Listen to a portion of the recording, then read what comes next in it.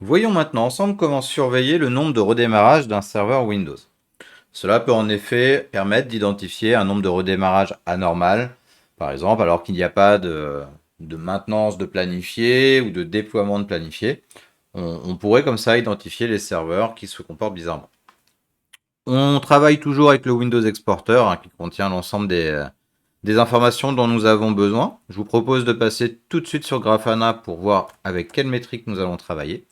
Alors, la métrique qui va nous intéresser particulièrement, c'est Windows System Uptime. Donc ça, c'est l'information qui contient le timestamp du coup du dernier démarrage.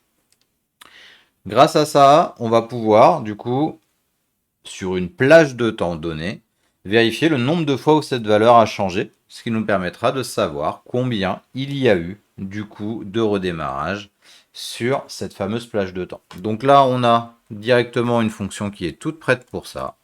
On a changes et ce que l'on va récupérer, donc c'est cette information là et on va pouvoir indiquer une plage de temps, par exemple 7 jours.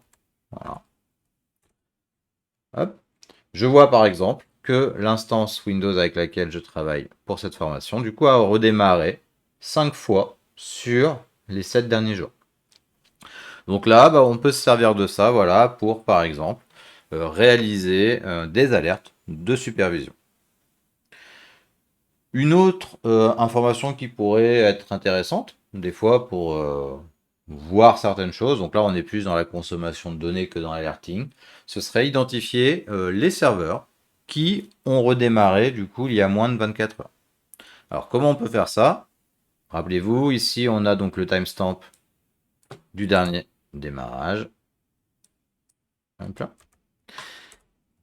Eh bien, on va soustraire cette valeur-là à la valeur du coup à l'heure actuelle, au timestamp actuel, et vérifier du coup la valeur de cette différence. Donc là, on a une fonction qui s'appelle time, qui est le timestamp courant. À cette fonction, à la valeur de cette fonction, je soustrais du coup l'heure de mon dernier démarrage, le timestamp de mon dernier démarrage, et ce que je vais pouvoir vérifier, c'est si cette valeur, par exemple, est inférieure à 86 400. Donc là, je sais que ce serveur-là a redémarré il y a moins de 24 heures.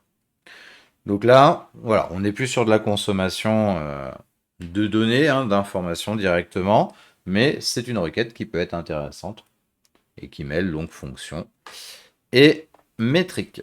Au niveau des alertes, ce qu'on peut mettre en place, c'est celle que je vous montrais par exemple, un nombre de redémarrages anormal peut être intéressant à surveiller pour par exemple voir s'il y a besoin de planifier des interventions de maintenance sur ces serveurs. C'est tout pour cette vidéo, elle fut assez courte, mais elle a permis de voir du coup un peu comment se servir de cette métrique. Je vous retrouve très bientôt dans une prochaine vidéo consacrée au serveur Windows.